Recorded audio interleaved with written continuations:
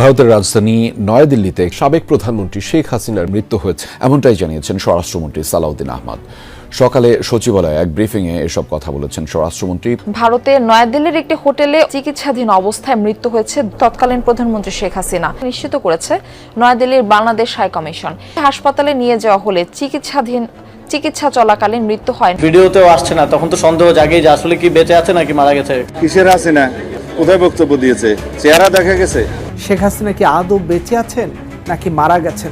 শেখ হাসিনা আর বেঁচে নেই, শেখ হাসিনা মারা গেছেন। তাকে কোনো একটা হাসপাতালের ফ্রিজে তার দেহ রাখা হয়েছে। শেখ হাসিনা যে সংবাদ সম্মেলন করলেন, সেই সংবাদ সম্মেলন আসলে শেখ হাসিনা করেনি, এটা এআই প্রযুক্তির মাধ্যমে তার কণ্ঠ প্রতিস্থাপিত করা হয়েছে এবং এআই এর বুদ্ধিমত্তা ব্যবহার করে এই কর্মকাণ্ডগুলো করা হয়েছে। বেশ কিছু কারণে শেখ হাসিনাকে নিয়ে দিন দিন ভারতের ধৈর্যের বাঁধ ভেঙে যাচ্ছে বলে এক বিশেষ প্রতিবেদনে আভাস দিলেন বিবিসি বাংলার নয়াদিল্লির সংবাদদাতা শুভজ্যোতি ঘোষ।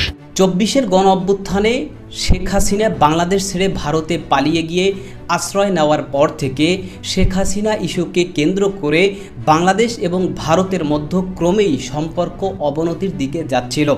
কারণ শেখ হাসিনা ইস্যুতে বাংলাদেশের পক্ষ থেকে ভারতকে শেখ হাসিনা যেন বাংলাদেশের বিরুদ্ধে উস্কানি না দেয়, বাংলাদেশের বিরুদ্ধে ষড়যন্ত্র না করে এবং বাংলাদেশকে অস্থিতিশীল করতে না চায়, এই বিষয়ে ভারতকে বাংলাদেশের পক্ষ থেকে বলা হলেও ভারতের পক্ষ থেকে গুরুত্ব সহকারে এই বিষয়ে কিন্তু আমলে নেওয়া হয়নি। কিন্তু বিএনপি সরকার তারা ক্ষমতায় আসার পর ক্ষমতায় এসে যখনই এই বিষয়ে ভারতকে বলেছে, এরপরে ভারত এই বিষয়ে গুরুত্ব সহকারে আমলে নিয়েছে এবং শেখ হাসিনাকে বাংলাদেশের বিরুদ্ধে উস্কানি দিতে এবং বাংলাদেশের বিরুদ্ধে ষড়যন্ত্র করে যেন বাংলাদেশকে অস্থিতিশীল করতে না চায়, এই বিষয়ে শেখ হাসিনাকে নিষেধ করলেও শেখ হাসিনা ভারত সরকারের সেই নিষেধ উপেক্ষা করে আবারও বারবার বাংলাদেশের বিরুদ্ধে উস্কানি দেওয়ার চেষ্টা করছে এবং বাংলাদেশকে অস্থিতিশীল করার চেষ্টা করছে।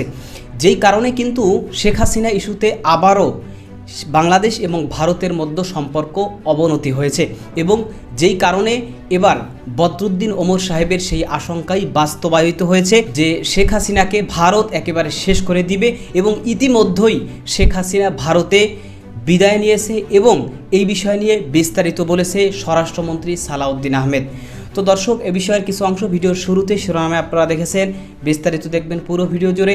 এই বিষয়গুলো দেখার পূর্বে আপনাদের একটা অনুরোধ করব, যারা আমাদের চ্যানেলে নতুন আসছেন চ্যানেলটি সাবস্ক্রাইব করে অল ক্লিক করে বেল আইকনটি চালু করে দিবেন। দর্শক চলুন আমরা দেখব যে বদরুদ্দিন ওমর সাহেবের সেই আশঙ্কাই যে বাস্তবায়িত হয়েছে যে শেখ হাসিনাকে ভারত শেষ করে দিবে এবং ইতিমধ্যেই শেখ হাসিনা ভারতে বিদায় নিয়েছে। এই বিষয় নিয়ে স্বরাষ্ট্রমন্ত্রী সালাউদ্দিন আহমেদ তিনি বিস্তারিত যে বলেছেন সেটা আমরা দেখব। সেটা দেখার পূর্বে চলুন প্রথমে আমরা একটু দেখে আসি যে আওয়ামী লীগের পলাতক নেতাকর্মীরা তারা ভারতে কিভাবে দিন অতিবাহিত করছে সেটা আমরা প্রথমে কিছু অংশ দেখি, এরপর ওই বিষয়টা দেখব। ধৈর্য ধরে একটা লাইক দিয়ে ভিডিওটি শেষ পর্যন্ত দেখতে থাকুন। ২০২৪-এর জুলাই বিপ্লবের পর কার্যক্রম নিষিদ্ধ সংগঠন আওয়ামী লীগের অনেক নেতা ভারতে পালিয়ে যান। গত ২ বছরে তাদের অনেকে কলকাতা ও আশপাশের এলাকায় অবস্থান করেছেন। কেউ কেউ পরে ইউরোপ, যুক্তরাষ্ট্র ও দক্ষিণ পূর্ব এশিয়ার বিভিন্ন দেশেও চলে গেছেন। তবে দলটির প্রধান মৃত্যুদণ্ডপ্রাপ্ত আসামি শেখ হাসিনা দেশ ছাড়ার পরও দীর্ঘ সময়ে বাংলাদেশে আত্মগোপনে ছিলেন নিষিদ্ধ ছাত্রলীগের সভাপতি সাদ্দাম হোসেন। প্রথম দিকে দলের নেতাকর্মীদের সঙ্গে যোগাযোগ সীমিত থাকলেও বর্তমানে দিল্লিতে হাসিনার সঙ্গে সাক্ষাৎ করতে শুরু করেছেন আওয়ামী লীগের বিভিন্ন পর্যায়ের নেতারা। তবে ভারতে থাকা আওয়ামী লীগের বড় একটি অংশ এখনো নিজেদের পরিচয় ও অবস্থান গোপন রেখে দিন কাটাচ্ছেন। শুধু আওয়ামী লীগের নেতাকর্মীরাই নন, হাসিনার সহযোগী পুলিশের বিভিন্ন পর্যায়ের বেশ কিছু কর্মকর্তাও কলকাতা ও আশপাশের এলাকায় অবস্থান করছেন বলে জানা গেছে। শনিবার বিবিসি বাংলার এক প্রতিবেদনে বলা হয়েছে, পশ্চিমবঙ্গে আওয়ামী লীগের প্রেসিডিয়াম সদস্য, সাবেক সংসদ সদস্য এবং সহযোগী সংগঠনের শীর্ষ নেতা সহ অন্তত ৭০ জন অবস্থান করছেন। এর বাইরে পুলিশের বিভিন্ন পর্যায়ের প্রায় ৪০ কর্মকর্তাও সেখানে রয়েছেন। মধ্যম ও স্থানীয় পর্যায়ের আরও বহু নেতাকর্মী কলকাতা ও আশপাশের এলাকায় অবস্থান করছেন বলে প্রতিবেদনে উল্লেখ করা হয়েছে। তবে এই সংখ্যা সবসময় একই ছিল না। প্রতিবেদনটিতে আওয়ামী লীগের কয়েকটি সূত্রের বরাতে জানানো হয়েছে, একসময় সাবেক সংসদ সদস্য, সহযোগী সংগঠনের নেতা, পুলিশ ও সেনা কর্মকর্তা সহ প্রায় ২০০ জন কলকাতা ও আশপাশের এলাকায় অবস্থান করতেন। ভারতে থেকেও কার্যক্রম নিষিদ্ধ আওয়ামী লীগের নেতারা রাজনৈতিক যোগাযোগ চালিয়ে যাচ্ছেন বলে জানিয়েছেন কয়েকজন নেতা। ফেসবুক, মেসেঞ্জার ও হোয়াটসঅ্যাপের মাধ্যমে বাংলাদেশে থাকা নেতাকর্মীদের সঙ্গে যোগাযোগ রাখছেন তারা। দলীয় কর্মীদের সঙ্গে যোগাযোগের পাশাপাশি বিভিন্ন কমিটি পুনর্গঠন, মামলায় সহায়তা এবং সামাজিক যোগাযোগ মাধ্যমে প্রচারণার কাজও করছেন বলে দাবি তাদের। কলকাতা ও আশপাশের এলাকায় থাকা নেতারা নিজেদের মধ্যেও নিয়মিত যোগাযোগ এবং বৈঠক করেছেন বলে জানা গেছে। একসময় কলকাতার কাছে একটি বাণিজ্যিক অফিস ভাড়া নিয়ে সেখানে কয়েকজন নেতা নিয়মিত বৈঠক করতেন। সেটিকে দলীয় কার্যালয় হিসেবেও ব্যবহার করা হতো বলে আওয়ামী লীগের কয়েকটি সূত্র জানিয়েছে। তবে পরে ওই অফিসটি আর ব্যবহার করা হচ্ছে না। প্রতিবেদনে ভারতে থাকা আওয়ামী লীগ ও সহযোগী সংগঠনের কয়েকজন নেতাকর্মীর সঙ্গে কথা বলে তাদের গত 2 বছরের আত্মগোপন জীবনের নানা অভিজ্ঞতাও তুলে ধরেছে বিবিসি বাংলা। প্রতিবেদন অনুযায়ী কলকাতা ও আশপাশের এলাকায় থাকা আওয়ামী লীগের বেশিরভাগ নেতাকর্মী ভাড়া বাসায় থাকছেন। নিষিদ্ধ ছাত্রলীগের সভাপতি সাদ্দাম হোসেনের বরাতে বিবিসি জানিয়েছে, 5 আগস্টের পর দীর্ঘ সময় তিনি বাংলাদেশে আত্মগোপনে ছিলেন। নিরাপত্তার কারণে বারবার অবস্থান পরিবর্তন করতে হয়েছে তাকে। এর মধ্যেও সংগঠনের কার্যক্রম চালানোর চেষ্টা করেছেন বলে দাবি করেন তিনি। পরে পরিস্থিতির অবনতি হলে বর্ডার দিয়ে পালিয়ে গেছেন। আওয়ামী লীগ পন্থী হিসেবে পরিচিত অভিনেত্রী রোকেয়া প্রাচীও দীর্ঘ সময় বাংলাদেশে আত্মগোপনে ছিলেন বলে জানিয়েছেন। তার দাবি, 5 আগস্টের পর প্রায় 1.5 বছর তিনি দেশেই ছিলেন। নিজের অবস্থান গোপন রাখতে এ সময় অন্তত 12টি সিম পরিবর্তন করেন তিনি। রোকেয়া প্রাচী জানান, 5 আগস্টের পর কয়েকদিন বাসার ভেতরেই ছিলেন। পরে ভোরে গোপনে বাসা থেকে বের হন। পরিচয় গোপন রাখতে বোরকা পরে বের হতে হয়েছিল বলেও জানান তিনি। বিভিন্ন সময় যেসব বাসায় অবস্থান করেছেন সেসব বাসার মানুষের ফোন ব্যবহার করে ফেসবুক ও মেসেঞ্জারের মাধ্যমে পরিচিতদের সঙ্গে যোগাযোগ রাখতেন তিনি। এদিকে ভারতে থাকা আওয়ামী লীগের কয়েকজন নেতা এখন দেশে ফেরার প্রস্তুতির কথাও জানিয়েছেন। সাবেক শিক্ষামন্ত্রী মহিবুল হাসান চৌধুরী জানিয়েছেন, ব্যক্তিগতভাবে তিনি দলীয় কার্যক্রমের সঙ্গে সম্পৃক্ত ছিলেন, বিশেষ করে আন্তর্জাতিক মানবাধিকার সংগঠন ও সংস্থাগুলোর সঙ্গে যোগাযোগ এবং সেখানে প্রতিবেদন পাঠানোর মতো কাজ করেছেন বলে জানান তিনি। এর মধ্যে শেখ হাসিনাও দেশে ফেরার ইচ্ছার কথা জানিয়েছেন। সম্প্রতি তিনি ডিসেম্বরের মধ্যে দেশে ফেরার ইচ্ছা প্রকাশ করেছেন বলে জানা গেছে। তবে কবে এবং কিভাবে তিনি দেশে ফিরবেন সে বিষয়ে বিস্তারিত কিছু প্রকাশ করেননি তিনি। বেশ কিছু কারণে শেখ হাসিনাকে নিয়ে দিন দিন ভারতের ধৈর্যের বাঁধ ভেঙে যাচ্ছে বলে এক বিশেষ প্রতিবেদনে আভাস দিলেন বিবিসি বাংলার নয়াদিল্লির সংবাদদাতা শুভজ্যোতি ঘোষ। মোদী প্রশাসন কেন বাংলাদেশের সাবেক এই প্রধানমন্ত্রীর ওপর বিরক্ত, বেশ কিছু সূত্রের সঙ্গে কথা বলে সে বিষয়ে কিছু সুস্পষ্ট তথ্য তুলে ধরেছেন বিবিসি বাংলার ওই সাংবাদিক। শেখ হাসিনাকে নিয়ে ভারতের পর্যায়ক্রমিক ধৈর্যচ্যুতি বা অস্বস্তি বেড়ে চলাটা কিন্তু তাতে মিথ্যে হয়ে যাচ্ছে না। বিষয়টি সম্পর্কে জানাশোনা রয়েছে এমন বেশ কয়েকটি সূত্রের বরাতে বিবিসি বাংলার ওই সংবাদদাতা আরও জানান, দিল্লিতে নামার পর প্রথম দিন থেকেই শেখ হাসিনার প্রত্যাশা ছিল বাংলাদেশের রাজনীতিতে আওয়ামী লীগের পুনর্বাসনে ভারত তাকে সহায়তা করবে। কিন্তু ভারতের স্বরাষ্ট্র বা পররাষ্ট্র মন্ত্রণালয়ের সূত্রে আভাস মিলেছে, সেই লক্ষ্যে দিল্লি গেল 2 বছরে যাই প্রস্তাব দিয়েছে শেখ হাসিনা সেটা মানতে চাননি। এমনকি দলের নেতৃত্বে সামান্যতম বা সাময়িক কোনো পরিবর্তনের প্রস্তাবও দৃঢ়ভাবে প্রত্যাখ্যান করেছেন। এই জেদ আর অনড় মনোভাব, বাস্তবতাকে অস্বীকার করা, এগুলো ভারতের কর্মকর্তাদেরও বিরক্ত করেছে যথারীতি। ভারতে আসা এরকম বিদেশি অতিথিদের নিয়মিত ডিব্রিফিং বা ঘটে যাওয়া ঘটনা নিয়ে পর্যালোচনা এবং সেখান থেকে বের হওয়ার সম্ভাব্য রূপরেখা নিয়ে আলোচনার রীতি রয়েছে। তিব্বতী ধর্মগুরু দালাই লামাও তার ব্যতিক্রম ছিলেন না। শেখ হাসিনার ক্ষেত্রে প্রথমে বেশ কয়েক মাস এই ভূমিকা পালন করেছেন ভারতের জাতীয় নিরাপত্তা উপদেষ্টা অজিত ডোভাল নিজেই। কিন্তু বিবিসি জানতে পেরেছে তিনি পরে সরে গিয়ে ইন্টেলিজেন্স ব্যুরোর প্রধান তপন ডেকা বা তার অবসরের পর বর্তমান প্রধান মহেশ দীক্ষিতের কাঁধে এই দায়িত্ব এসে পড়েছে। দিল্লির চোখে শেখ হাসিনার গুরুত্ব যে আর আগের মতো নেই, অনেকেই বলছেন এটা একটা বড় প্রমাণ।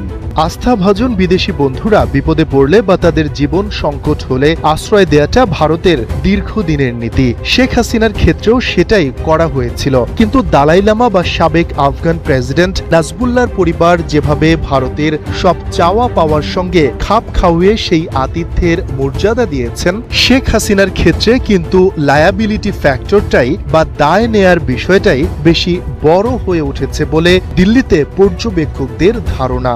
আঞ্চলিক জিওপলিটিক্সের বাস্তবতাও শেখ হাসিনাকে নিয়ে দিল্লির অস্বস্তি বাড়িয়ে তুলছে।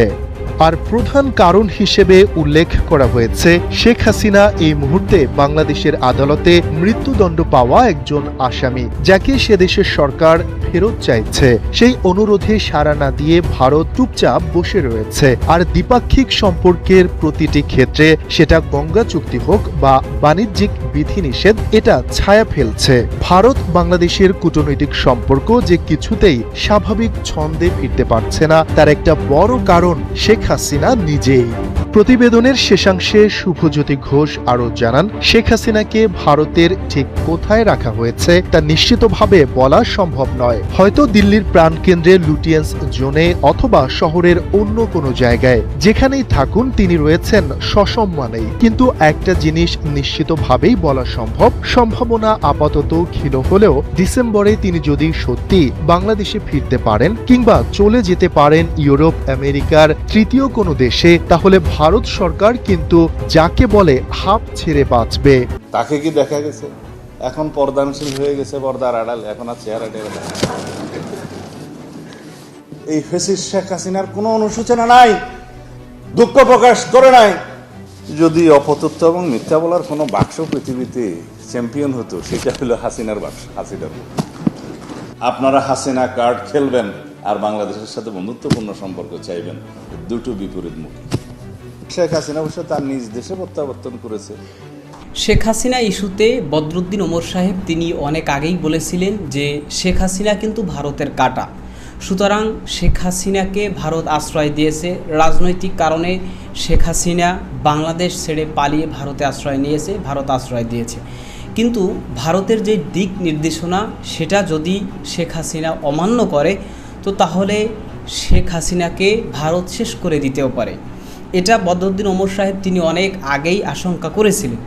আবার বর্তমান প্রেক্ষাপটে আমরা যেটা দেখলাম যে বাংলাদেশের পক্ষ থেকে নির্বাচিত বিএনপির সরকার, তারা ক্ষমতায় আসার পর এই শেখ হাসিনা ইস্যুতে ভারতকে স্পষ্টভাবে বার্তা দিয়েছেন যে ভারত যেন শেখ হাসিনাকে সহযোগিতা না করে, শেখ হাসিনা যেন বাংলাদেশের বিরুদ্ধে উস্কানি না দেয় এবং বাংলাদেশকে অস্থিতিশীল করার ব্যর্থ চেষ্টা না করে। কিন্তু এই পদক্ষেপ বাংলাদেশের পক্ষ থেকে নেওয়ার পরে ভারতের পক্ষ থেকে আমরা যেটা দেখলাম যে ভারত সরকার তারা সিদ্ধান্ত নিয়েছে যে শেখ হাসিনা ভারতে বসে কোনোভাবে দেশের বিরুদ্ধে ষড়যন্ত্র করতে পারবে না এবং উস্কানি দিতে পারবে না এবং বাংলাদেশকে অস্থিতিশীল করার চেষ্টাও সে করতে পারবে না। এই বিষয়ে স্পষ্টভাবে ভারত সরকার জানিয়ে দিয়েছে। কিন্তু এই বিষয়ে ভারত সরকার জানানোর পরেও, নিষেধ করার পরেও শেখ হাসিনা কিন্তু আবারও বাংলাদেশের বিরুদ্ধে উস্কানি দিচ্ছে এবং বাংলাদেশের বিরুদ্ধে ষড়যন্ত্র করছে। যেই বিষয়কে কেন্দ্র করে বাংলাদেশ ভারতের মধ্যে সম্পর্ক আরও উত্তপ্ত হয়েছে এবং বাংলাদেশ ভারতের মধ্যে সম্পর্ক আরও অবনতির দিকে যাচ্ছে, যেই বিষয়টা একেবারে স্পষ্ট। কিন্তু এই বিষয় নিয়ে ভারত এরপরে আবার স্পষ্টভাবে জানিয়ে দিল যে আমরা শেখ হাসিনা যে বক্তব্য দিয়েছে সেই বক্তব্যের সাথে আমরা একমত না, বা শেখ হাসিনা যে উস্কানি দিচ্ছে এর সাথে আমরা একমত পোষণ করি না। যেই কারণে কিন্তু স্বরাষ্ট্রমন্ত্রী সালাউদ্দিন আহমেদ সাহেব তিনিও এর পাল্টা কড়া জবাব দিয়েছেন যে যদি ভারত এই বক্তব্য সমর্থন না করে বা ভারতের পক্ষ থেকে শেখ হাসিনাকে সমর্থন না দেওয়া হয়, তো তাহলে শেখ হাসিনা বাংলাদেশের বিরুদ্ধে উস্কানি দিচ্ছে, শেখ হাসিনা বাংলাদেশের বিরুদ্ধে ষড়যন্ত্র করছে, এটা কেন ভারত বন্ধ করছে না? সুতরাং ভারত যেন শেখ হাসিনার বিরুদ্ধে পদক্ষেপ নিয়ে বাংলাদেশের বিরুদ্ধে যেন উস্কানি না দেয় বা বাংলাদেশকে অস্থিতিশীল করতে চেষ্টা না করে, এই বিষয়ে যেন ভারতের পক্ষ থেকে পদক্ষেপ নেওয়া হয়। এই বিষয়ে সালাউদ্দিন আহমেদ স্বরাষ্ট্রমন্ত্রী তিনি বলেছেন, এবং পাশাপাশি তিনি এটাও বলেছেন যে শেখ হাসিনা সে ভারতে মানে শেষ হয়ে গেছে, তার দাফন ভারত করে দিয়েছে। সুতরাং এই কারণে এই বিষয় নিয়ে ব্যাপকভাবে আলোচনা চলছে যে তাহলে কি ভারত শেখ হাসিনাকে মেরে ফেলল, এবং শেখ হাসিনার যে বক্তব্য আমরা দেখলাম এটা কি এআই জেনারেটেড, এবং এই বিষয়ে অনেকেই প্রশ্ন তুলছে যে তাহলে শেখ হাসিনা ভিডিওতে আসলো না, সে অডিওতে যে বক্তব্য দিল সেটা কি এআই জেনারেটেড বক্তব্য কিনা, শেখ হাসিনাকে ভারত মেরে ফেললো কিনা, এটা কিন্তু এখন প্রশ্ন জনমনে তৈরি হয়েছে। সুতরাং এই বিষয়ে ভারত অথবা শেখ হাসিনা যদি কোনো কিছু জানায় বা ভিডিও বার্তায় এসে কিছু বলে, তখনই দেশের মানুষ নিশ্চিত হতে পারবে যে না, শেখ হাসিনা আসলে জীবিত আছে, সে এআই জেনারেটেড বক্তব্য প্রকাশ করছে না। এ বিষয়ে আপনার মতামত কি সেটা কমেন্ট সেকশনে জানাতে পারেন। ভালো থাকবেন, সুস্থ থাকবেন, দেখা হবে নতুন কোনো ভিডিওতে, কথা হবে নতুন কোনো বিষয়। আজকে পর্যন্তই, আসসালামু আলাইকুম রহমতুল্লাহ।